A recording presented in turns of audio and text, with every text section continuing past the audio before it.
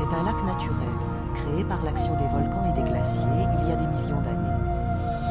De ces temps anciens, il a gardé le caractère sauvage et encore aujourd'hui, il vit au gré de la nature. Entouré de feuillus, de prairies, de roselières et de tourbières où prospèrent des plantes rares, ce lac offre l'habitat idéal pour de nombreuses familles d'insectes aquatiques. Et c'est justement ce côté sauvage et naturel, en plus de la présence d'invités de marque que sont les salmonidés, qui rendent ce lac unique. Le lac de la Landie se situe à la limite du Puy-de-Dôme et du Cantal, au cœur du parc naturel des volcans de Haute-Auvergne, sur le plateau d'Artense, à 1036 mètres d'altitude. D'un périmètre de 2 km, le lac s'étend sur 30 hectares au pied du Sancy, point culminant du Massif central, dont les cimes enneigées atteignant les 1886 mètres se reflètent dans les eaux du lac. Le centre de pêche à la mouche de la Landie a été fondé en 1992 par le docteur Jean-Bernard Cohandet. Aujourd'hui, ce sont ses fils, Pierre et François, qui ont pris la relève. Alors mon père a acheté le lac de la Landie en 1991. C'est un lac qui a toujours été privé et qui bénéficie d'ailleurs du statut d'eau close. C'est un lac qui est millénaire, qui résulte de l'action des glaciers et des volcans d'Auvergne. Et donc depuis 1991, on a essayé de faire un centre de pêche qui soit un petit peu original et essayer d'arriver à faire en France ce qu'on trouve à l'étranger, moins loin. Et pourquoi pas mieux même qu'à certains pays étrangers. Donc c'est un lac essentiellement peuplé de salmonidés, puisqu'il y avait à l'origine déjà de grosses fariaux naturelles, il s'est pris des fariaux de plus de 12 kg au filet il y a déjà un certain nombre d'années, donc complètement naturel. On a maintenu un cheptel piscicole de qualité, et on essaye de faire venir maintenant donc, des pêcheurs de France entière, y compris de Belgique, de Suisse, donc un petit peu de toute l'Europe. On maintient un hébergement également de qualité, avec du matériel, des bateaux qui sont tout neufs cette année, des grosses batteries, on tombe jamais en panne, mais bon, c'est tout un ensemble. On a limité volontairement le nombre de bateaux à 12, ce qui fait donc 2 pêcheurs par bateau, donc 24 pêcheurs maximum. Sur 30 hectares de lac, ça laisse quand même de la place pour que chacun se reste dans un cadre de tranquillité qu'il vient chercher et puisse prospecter et traquer de gros poissons, des poissons trophées. Et cet ensemble fait que le lac de la Landie, en 10 ans, est devenu un lieu mythique, on peut dire le mot, de la pêche à la mouche en France, si ce n'est en Europe. Le lac de la Landie est alimenté par le ruisseau principal ainsi que par plusieurs sources profondes, assurant un niveau d'eau quasiment constant, même en été. Les bords du lac présentent sur environ 150 mètres une pente très douce, tandis qu'au milieu s'est formée une vaste fosse de plus de 20 mètres. C'est cet endroit, le plus profond du lac, qui offre aux salmonidés tout au long de l'année une bonne amplitude thermique, la thermocline étant située à 7-8 mètres. Malgré son aspect uniforme, le lac se compose de plusieurs secteurs bien distincts dont la profondeur varie de 4 à 5 mètres. Une descente par palier, appelée la Petite Roselière, et la cassure Cap Fario au nord. Le plateau toujours abrité du vent, nommé Amazonie à l'est, la cassure franche, connue sous le nom Anse aux François, et la zone de tourbière du même nom au sud.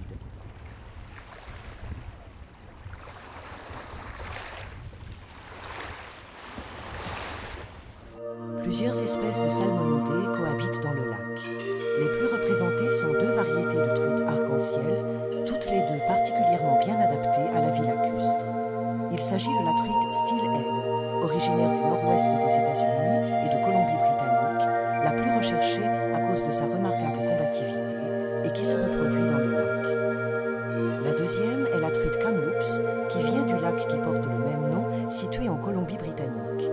Elle se caractérise par une extraordinaire vitesse de croissance et une grande capacité d'adaptation. La truite fario est également présente, elle se reproduit naturellement dans le lac. Il en existe des spécimens avoisinant les 10 kg.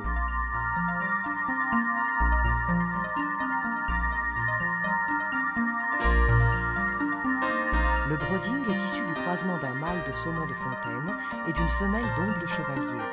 C'est un poisson aux mœurs particulières et par conséquent l'un des plus difficiles à attraper. L'Aqua Bonita, ou truite dorée, représente la fierté du lac.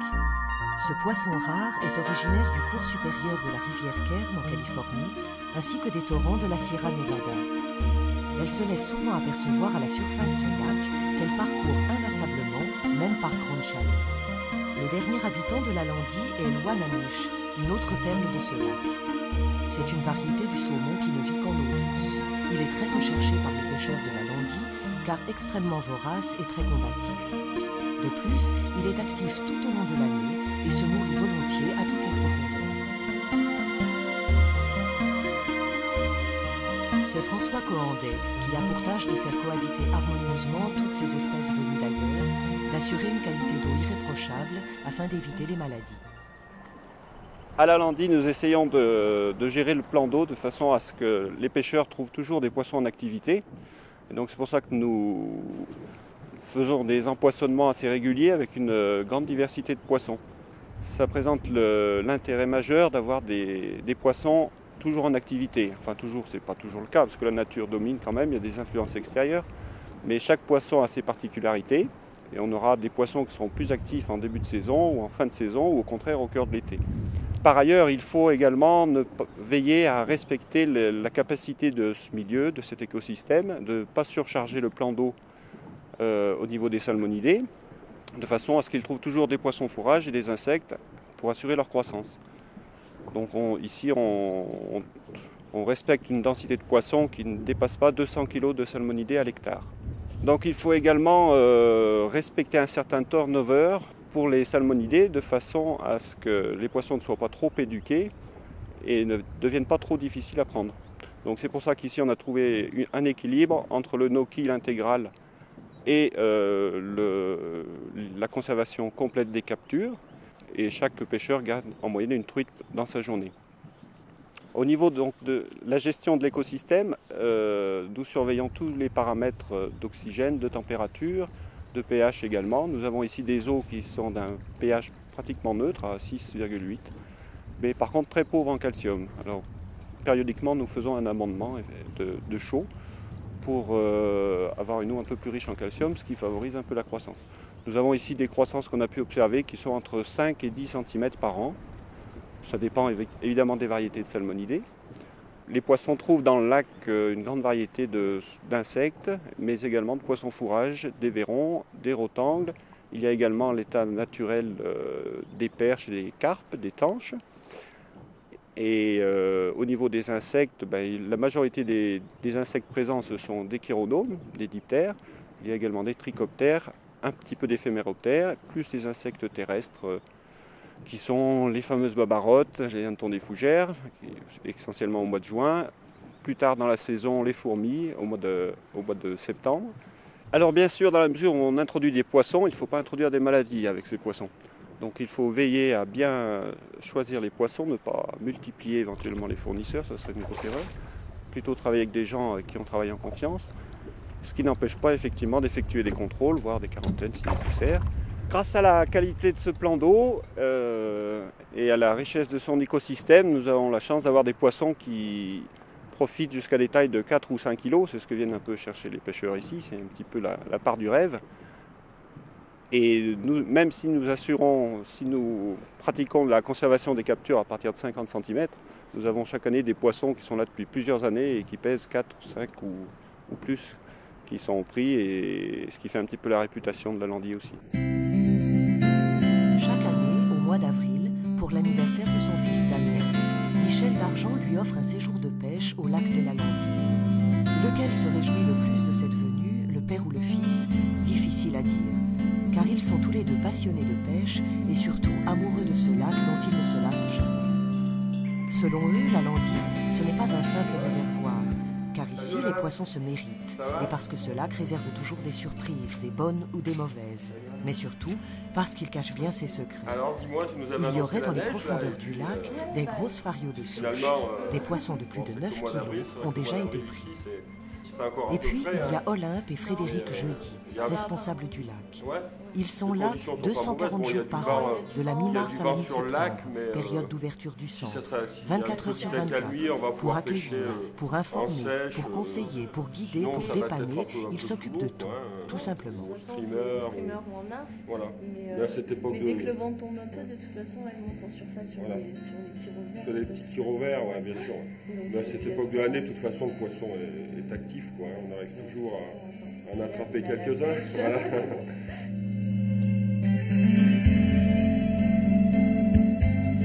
Ici à la Landie, centre de pêche à la mouche, équipé de 12 barques pour pouvoir prospecter les 30 hectares du lac. Un moteur électrique silencieux et non polluant, équipé d'une batterie marine qui a une autonomie de 20 heures, donc qui nous permet de pêcher toute la journée librement. Un accastillage assez simple mais fonctionnel avec un grappin, des taquets coinceurs pour pouvoir pêcher ancré. La possibilité d'utiliser des ancres flottantes et de pêcher en dérive selon les vents et leur direction. Un équipement de base, épuisette, maillet, écope et bassine pour ramener le poisson. Une paire de rames qui, Dieu merci, ne sert qu'occasionnellement en cas de panne. Pour le reste de l'hébergement et de l'accueil, un lodge, une grande salle assez confortable avec un bar, équipé d'un point mouche aussi où les pêcheurs peuvent monter différents modèles de mouches adaptés au moment ou des petites créations. Une petite boutique qu'on appelle la boutique du lac qui sert simplement de dépannage, à savoir petit matériel, mouches de base, mouches de la saison, fil, bas de ligne. Et puis moi Frédéric, je suis là 240 jours par an, 24 heures sur 24 quasiment. Donc je suis aussi là et on est là pour accueillir les pêcheurs et les aider dans la pêche et dans la technique du moment, à savoir quelle mouche sélectionner, quelle partie du lac pêcher, en fonction des conditions météo, en fonction des vents, en fonction de ce qu'on a trouvé dans les estomacs des poissons la veille, en fonction de ce qu'on a trouvé comme mouche morte le matin en vie dans les bateaux si on les a vidés. Et pour la suite des informations dont on peut faire bénéficier les pêcheurs qui passent, il y a toutes celles qu'on glane via les fiches de pêche que les pêcheurs remplissent le soir au bar, ce qui nous donne des indications au niveau des modes de pêche employés, du nombre de poissons attrapés dans la journée, des endroits où ils les ont touchés, la profondeur à laquelle ils les ont touchés, ce qui nous permet également d'une année sur l'autre d'établir des statistiques et d'avoir des données sur le nombre de captures, à savoir par exemple pour 2001, entre 8 à 12 captures journalières par pêcheur et pour une prise de moyenne de 2,350 kg.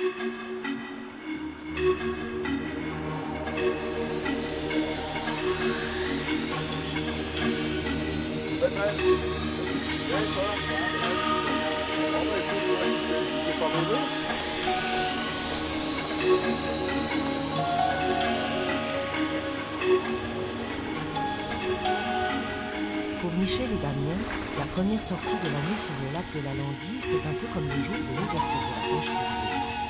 Nous sommes en début de saison, les poissons qui ont passé l'hiver dans le lac n'ont pas été pêchés pendant plusieurs mois, ils ont donc oublié leur mauvaise expérience avec les pêcheurs. Les nouveaux venus, quant à eux, ont eu le temps de s'adapter à la vie du lac et d'adopter un comportement naturel. Bref, pour nos deux pêcheurs, tous les espoirs sont permis et cela se lit sur l'horizon. Aucune activité n'est détectée à la surface de l'eau, ni de la part des insectes, ni de celle des poissons.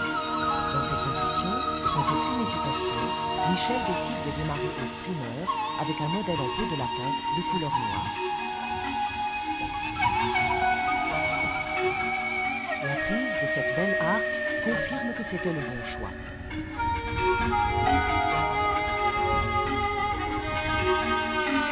C'est peut-être ce qui explique le mieux l'intérêt grandissant des pêcheurs pour la pêche en réservoir. Lorsqu'ils emploient la bonne technique au bon moment et au bon endroit, l'attaque survient.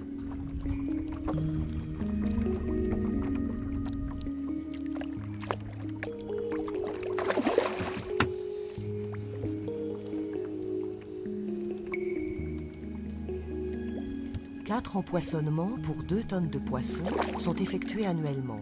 2 en début de saison et 2 avant l'automne. La taille des captures va généralement de 1 à 7 kg avec une moyenne journalière de 8 à 12 poissons par pêcheur.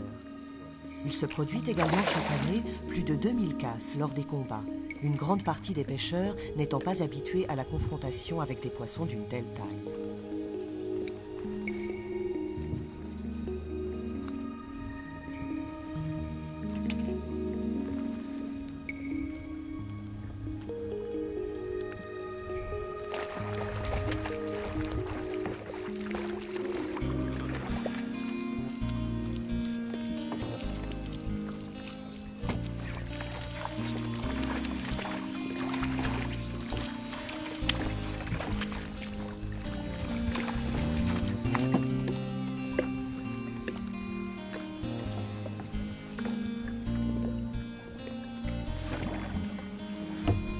deux mouches qui imitent les insectes les plus présents avec lesquels on pêche le plus tout au long de la saison, de mars à novembre, qui sont les chironomes, en différentes tailles, différentes teintes selon l'époque, et notamment au stade d'émergente, c'est-à-dire que les poissons s'alimentent particulièrement dans la pellicule tout au long de l'année, et puis malgré tout au stade d'adulte, flottant à la surface aussi, dans différentes teintes, différentes couleurs.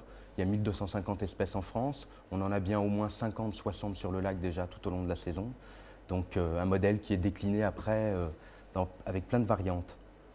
Deux mouches qui, elles, sont caractéristiques plus de l'automne, à savoir les fourmis, avec des belles retombées parfois à la mi-septembre en général, notamment s'il y a des périodes orageuses fin août, début septembre.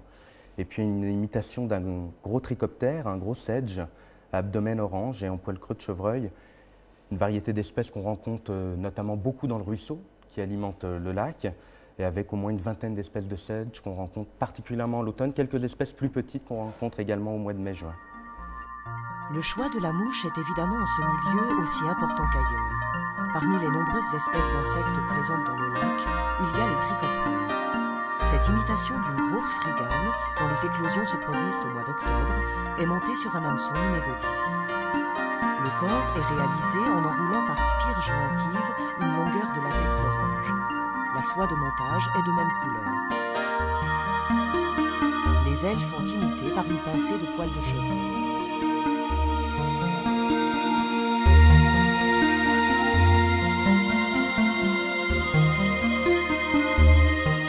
Avoir réalisé le nœud final, la tête est formée en taillant progressivement l'extrémité avant des poils à l'aide d'un ciseau droit. Ce gros sedge est particulièrement intéressant pour le coup du soir.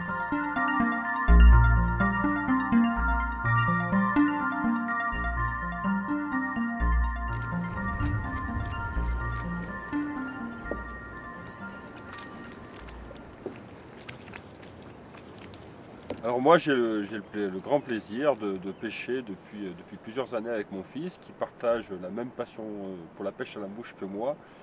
Et chaque année pour son anniversaire qui a lieu au mois d'avril, il me demande comme cadeau de l'emmener au lac de la Landie, ce qui est vraiment pour lui le must de la pêche.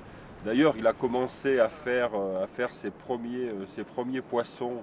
Ici, son premier beau poisson à la mouche. D'ailleurs, je crois que tu t'en souviens. Ouais, c'était pas loin d'ici, là, juste derrière nous. C'était un poisson qui faisait 3 kilos. En plein vent, en plein lac, on a dû relever l'anque flottante et tu avais mis... Une micro-sèche, une petite sèche noire qui est dans le vent et elle est montée comme ça. C'était une grosse truite, c'était un bon souvenir. Il y a quelques années déjà. Puis ça fait depuis l'âge de 9 ans que j'y suis, donc j'ai fait, c'est mon premier réservoir. Et puis depuis, on ne s'est pas arrêté de pêcher en réservoir et puis on est revenu chaque année. Depuis, il a mordu à l'hameçon et c'est des grands moments d'émotion.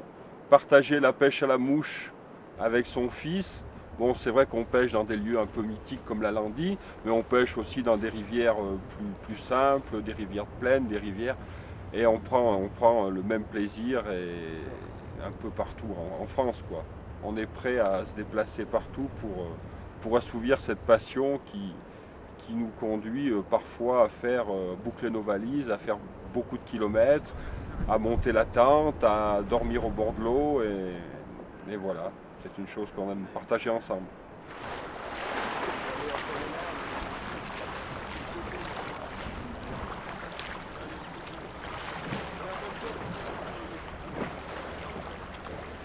Lorsqu'ils sont en activité alimentaire comme en ce moment, les salmonidés du lac ne se déplacent pas à l'aveugle, bien au contraire. Ils se regroupent en des endroits bien précis qui leur sont favorables par la présence de nourriture, la température et la profondeur de l'eau, la luminosité ou la direction du vent. La difficulté pour le pêcheur consiste à localiser ces endroits qui, de surcroît, peuvent changer parfois plusieurs fois dans une même journée. C'est précisément ce qui s'est passé avec Michel et Damien. La zone de la Tourbière, où ils ont réalisé plusieurs belles prises il y a seulement quelques heures, semble être maintenant abandonnée par ses occupants. Après une petite mise au point, qui ne deviendra pas une histoire de famille, ils décident d'essayer le secteur de l'Amazonie, connu comme le plus abrité du lac. En règle générale, les poissons y passent régulièrement. Il suffit donc de ratisser méticuleusement le secteur et d'être patient.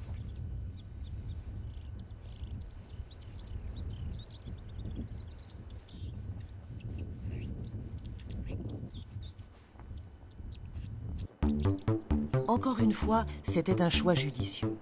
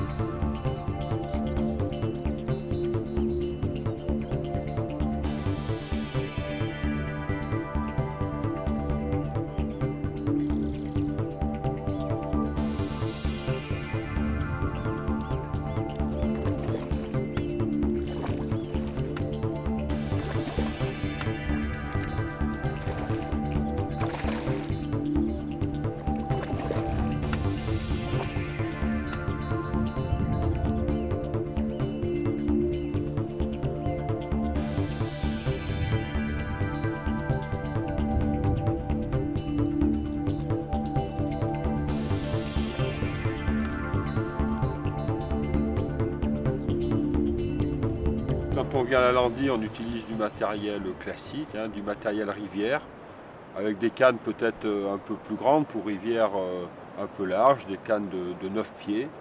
Et puis en priorité, parce qu'on espère toujours à la Landie pêcher du poisson en surface, pêcher du poisson en sèche, parce qu'il est vrai que dans la journée, il y a souvent des éclosions de chironomes, parfois des retombées de fourmis.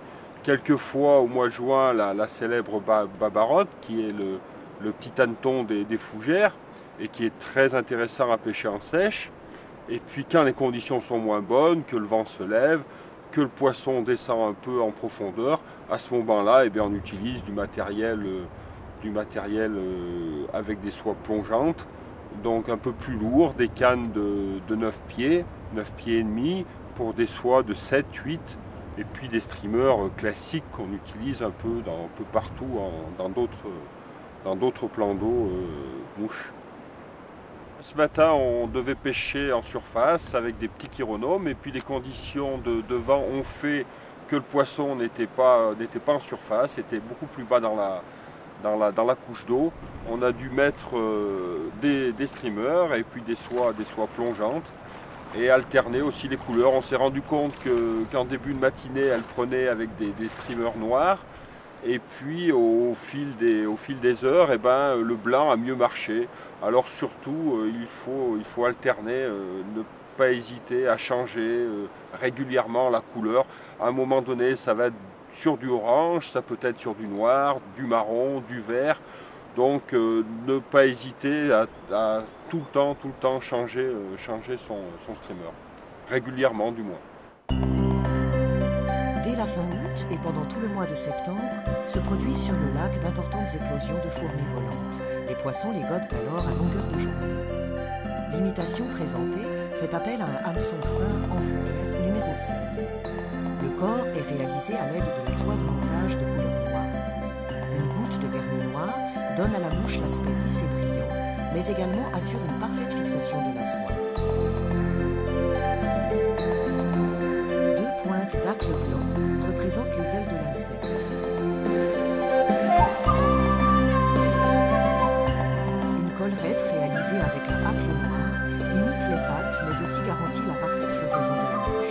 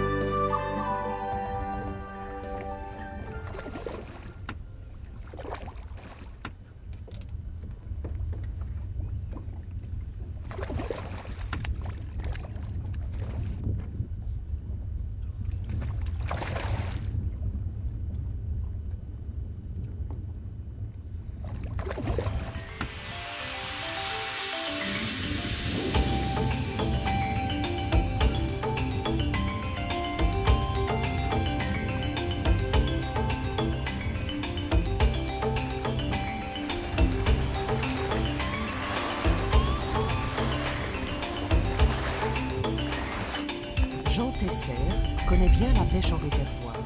Son activité de directeur de rédaction de la plus grande revue de pêche à la mouche en France l'a amené un peu partout. Il a eu donc l'occasion de pêcher dans les plus grands et les plus prestigieux réservoirs d'Europe et du monde. Il connaît également très bien le lac de la Landie. Il était l'un des premiers à en parler dès sa création en 1992, conscience professionnelle oblige. Mais il ne s'est pas limité uniquement à s'en faire l'écho, il est aussi venu pêcher.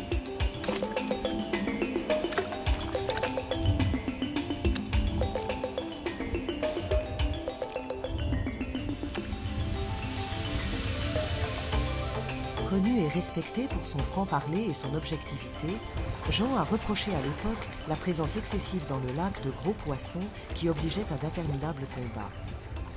Sa suggestion d'introduire des poissons de taille moyenne, voire petite, a-t-elle été entendue? Nul ne le sait. Mais le fait est qu'aujourd'hui, on retrouve dans le lac de la Landie des poissons dont le poids va de 400 grammes à 7 kilos.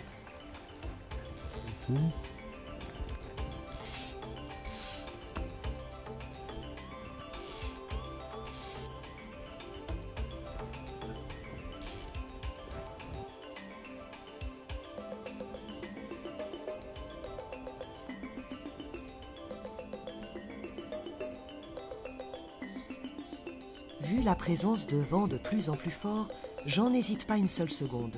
Il opte pour une technique particulière, mise au point justement pour ces conditions extrêmes. Aujourd'hui, je vais essayer de pêcher en lock style parce qu'il y a beaucoup de vent et c'est très difficile de pêcher autrement. Et le lock style c'est une technique qui a été mise au point en Écosse et en Irlande pour pêcher les locks ou les lougs sur lesquels il y a beaucoup de vent. C'est une technique de pêche en dérive.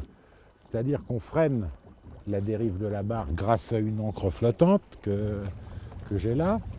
Et ça consiste à lancer devant la barque, de récupérer la ligne un tout petit peu plus vite que la dérive de la barque. Ce qu'il faut éviter, c'est que la barque dérive plus vite et monte sur les mouches. Et on essaye de choisir pour ça ce qu'on appelle les couloirs de vent. Les couloirs de vent, on arrive à les repérer en faisant route travers du vent, et en général ils sont balisés soit par ils sont un petit peu plus plats que le reste et balisés par des bulles, et c'est là que se concentre la nourriture, surtout de chaque côté du couloir, et les poissons, eux, au contraire, remontent ces couloirs de vent pour prendre la nourriture. On va essayer de les intercepter dans leur remontée en allant en sens contraire Alors le matériel qu'il faut utiliser, normalement, c'est une canne assez longue, de l'ordre, les Écossais utilisent des cannes de 10 ou 11 pieds, avec des soies assez lourdes, 7 ou 8, et une soie intermédiaire. Je n'ai pas tout ça aujourd'hui, donc je vais m'en sortir avec une canne classique de puissance 5, avec une soie flottante, sur laquelle j'ai rajouté un morceau de bas de ligne très plongeant, au bout duquel est attaché un assez long bas de ligne, c'est-à-dire à 1 mètre de ce bas de ligne plongeant,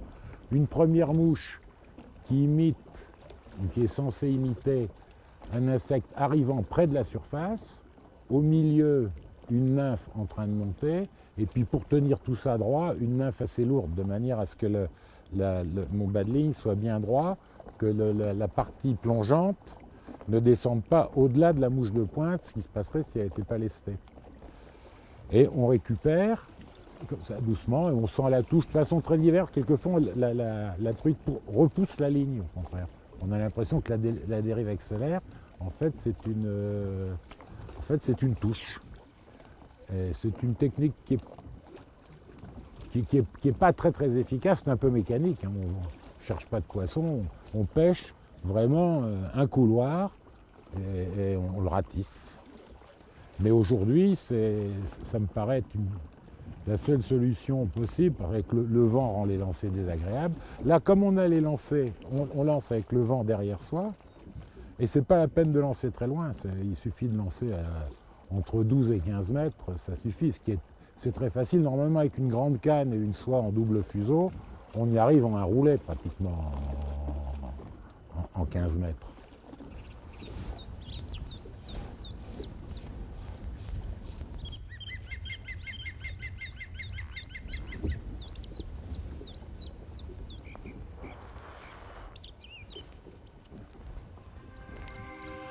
Après plus d'une heure de dérives successives et de ratissage méticuleux des différents couloirs de vent, Jean fut finalement récompensé de sa persévérance par un superbe Wanenich.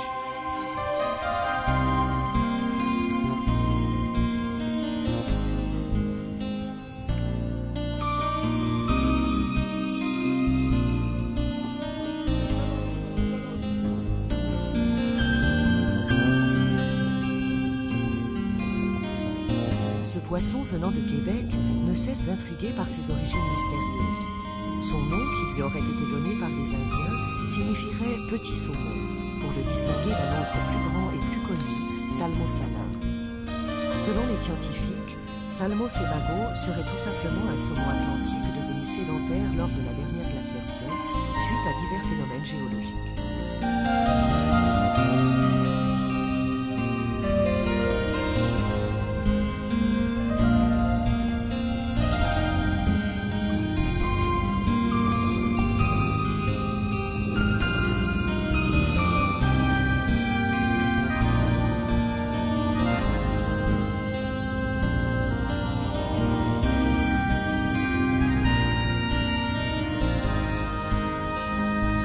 C'est pas une truite,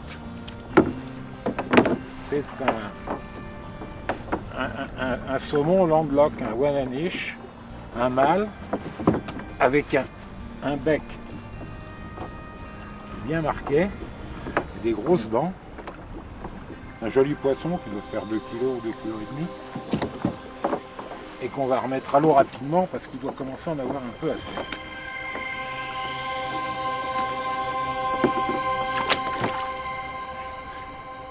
Ouais, c'est reparti.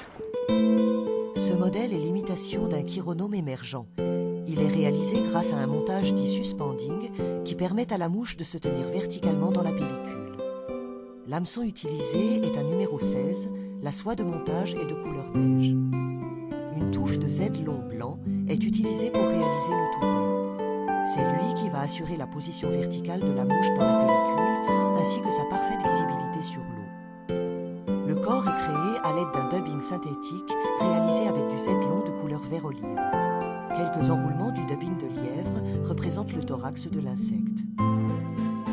Les éclosions des chironomes se produisent régulièrement tout au long de l'année, mais sont particulièrement abondantes entre mars et novembre, dans une eau d'une température de 10 à 20 degrés et partant doux et couvert.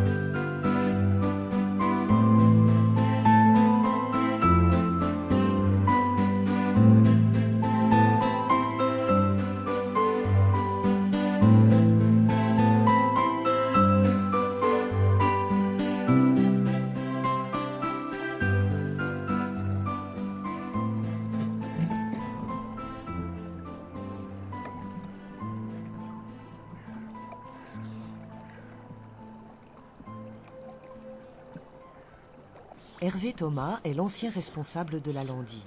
C'est peu dire qu'il connaît parfaitement bien le lac et ses salmonidés. Aujourd'hui, il exerce son métier de guide de pêche professionnel un peu partout, mais il revient toujours pêcher dans le lac de la Landie, seul ou avec ses clients, surtout à l'époque des éclosions, comme c'est le cas en ce moment.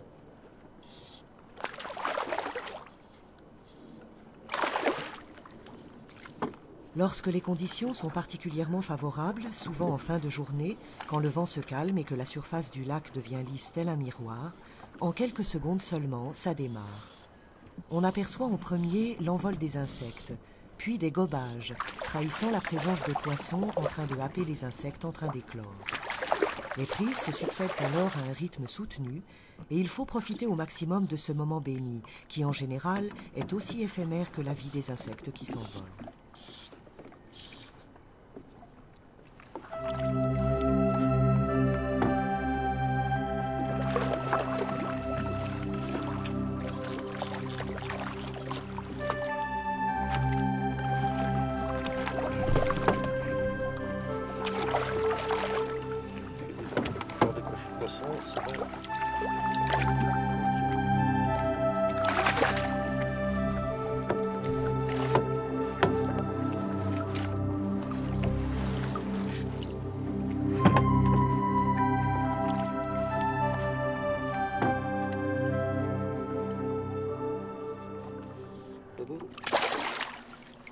Le poisson que je viens de capturer, je l'ai attrapé d'abord en le détectant sur l'eau.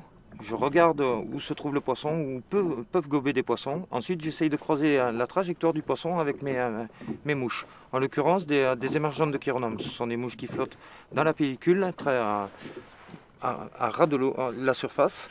Et donc, le but du jeu, c'est d'avoir, par l'intermédiaire d'un grand bas de ligne, d'essayer de présenter les mouches devant le nez du poisson, devant le trajet qu'on estime qu'il va emprunter.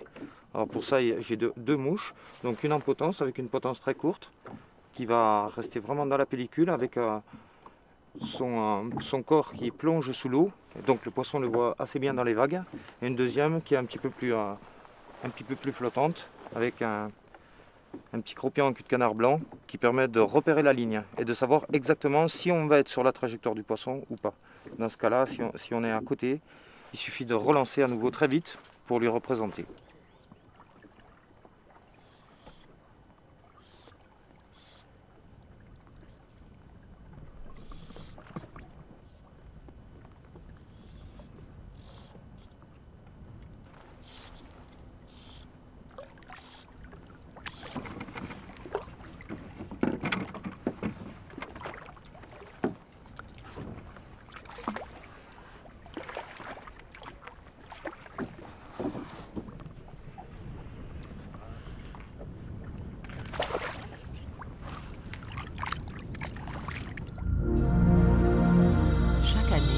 Les gros envols de chironomes ont lieu au printemps, au mois d'avril et mai. Les chironomes adultes sont souvent confondus avec les moustiques, dont ils se distinguent par des pattes plus petites, des ailes plus courtes que le corps, et surtout, ils ne piquent pas. L'imitation présentée est montée sur un hameçon numéro 16. La soie de montage est de couleur noire, le corps est réalisé en 2 billes noires. Les ailes de l'insecte sont imitées par une pincée de fibres de cul de canard blanc.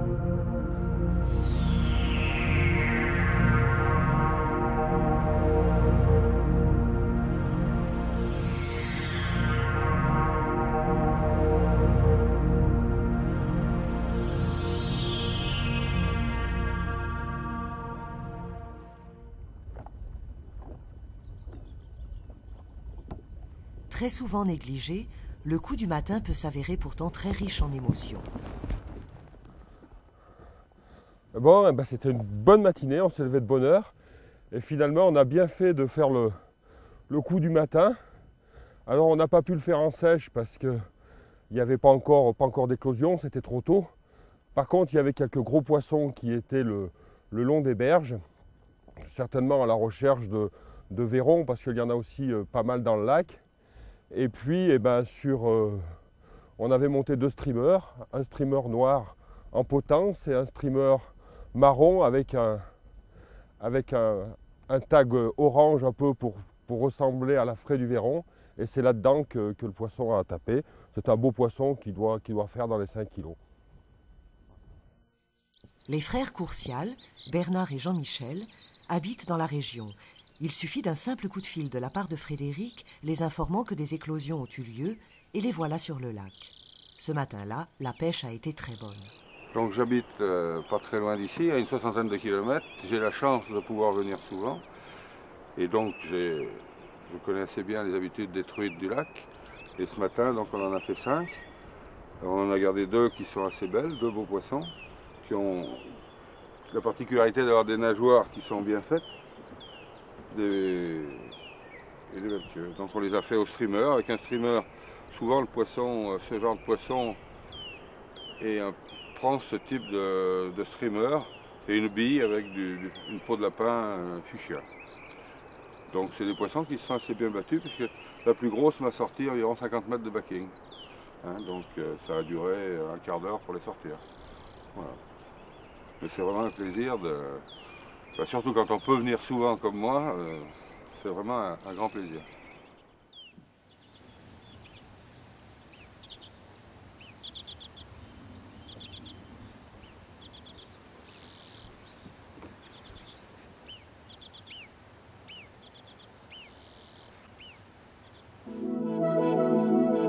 Ce streamer, conseillé par Frédéric, est monté sur un hameçon numéro 10 à Amplongue. En guise de lest, une grosse bille cuivrée est installée en tête de l'hameçon. De par leur aspect étincelant, quelques fibres de tincelle servent à éveiller la curiosité naturelle des truites arc-en-ciel.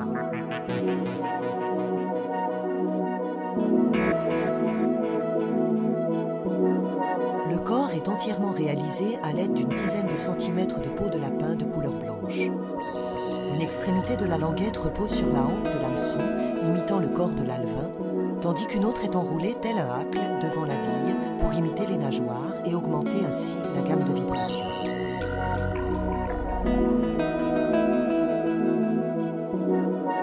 Les plus gros spécimens du lac sont généralement capturés au streamer.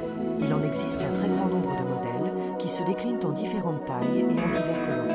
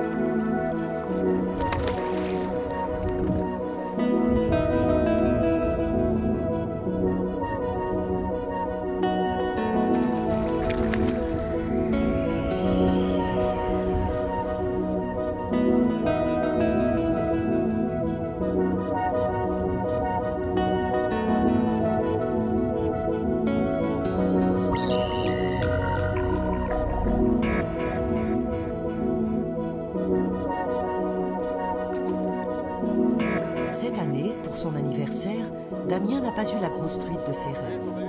Mais ce superbe prodigue, en plus de toutes les autres captures, est tout de même un très beau cadeau. Il a de quoi être fier, Damien. Ce poisson est encore plus recherché que les autres, car plus rare et plus difficile à attraper. Il est actif uniquement dans les eaux dont la température ne dépasse guère 12 degrés, autrement dit au début et à la fin de saison.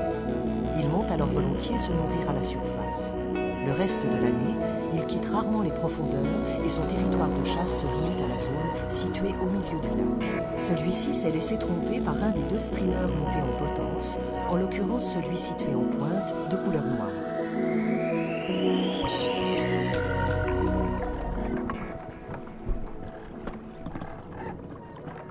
Dès qu'il a un moment libre, ou lorsque les conditions sont exceptionnelles, comme ce soir-là, Frédéric part à la pêche. Pour le plaisir, puisqu'il est avant tout pêcheur passionné, comme ceux qu'il reçoit journellement, mais aussi par obligation professionnelle. Car comment pourrait-il conseiller ses clients sur le bon moment, le bon endroit, la bonne mouche, la bonne technique, le bon poisson, si ce n'est en étant le plus souvent et le plus longtemps possible lui aussi en action de pêche.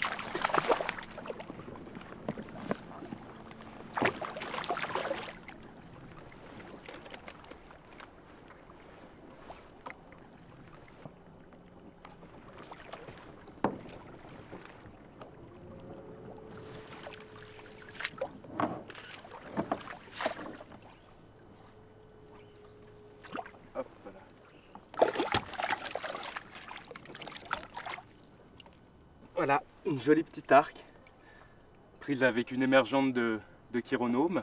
Le vent baisse, il y a 2-3 poissons qui commencent à monter. Hop là, on la remet à l'eau. Elle nous a fait quelques chandelles, elle est un petit peu fatiguée, mais hop là, ça repart tout seul.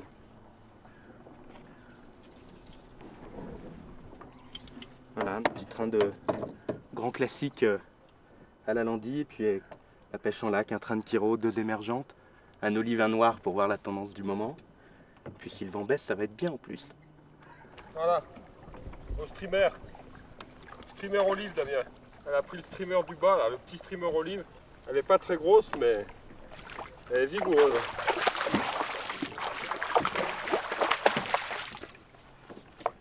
Voilà.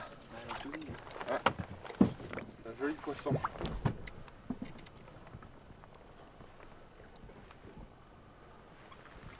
Voilà.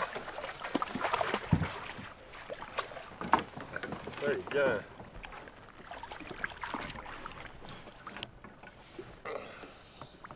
Il y a des belles nageoires. C'est un poisson qui a plusieurs mois de lac.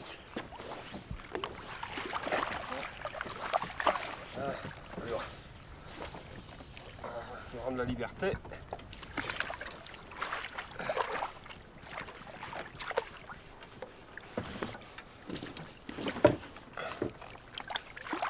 Un par un.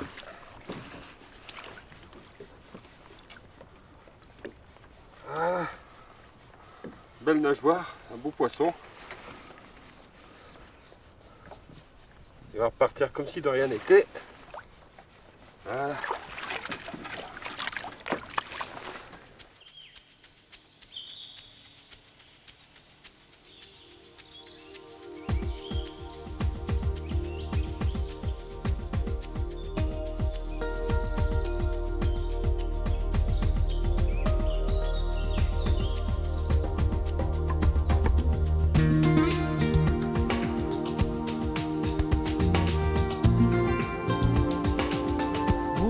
Pêcheurs connaissant la Landie, parmi lesquels figurent les plus grands noms de la pêche en réservoir français et étrangers, s'accordent à dire qu'il s'agit d'un des plus beaux sites d'Europe.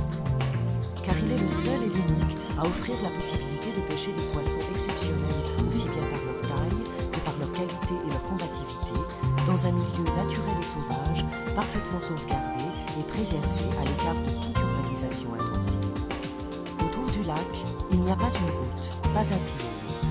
Seuls des troupeaux de vaches qui paissent en toute tranquillité partagent les prairies environnantes avec les narcisses sauvages et 70 autres espèces végétales rares qui s'épanouissent dans les tourbières du lac. Partout sur cette terre de légende qu'est l'Auvergne, née de la glace et du feu, règne le calme et la sérénité.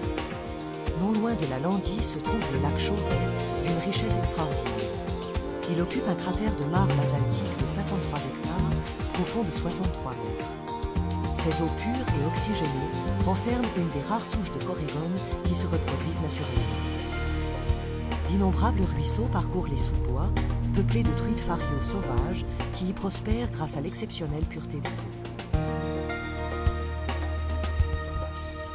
Le lac Pavin, profond de 92 mètres, occupe un cratère d'un diamètre de 1 km environ. Dans ses profondeurs vit et se reproduit un autre poisson connu pour sa rareté, l'omble chevalier.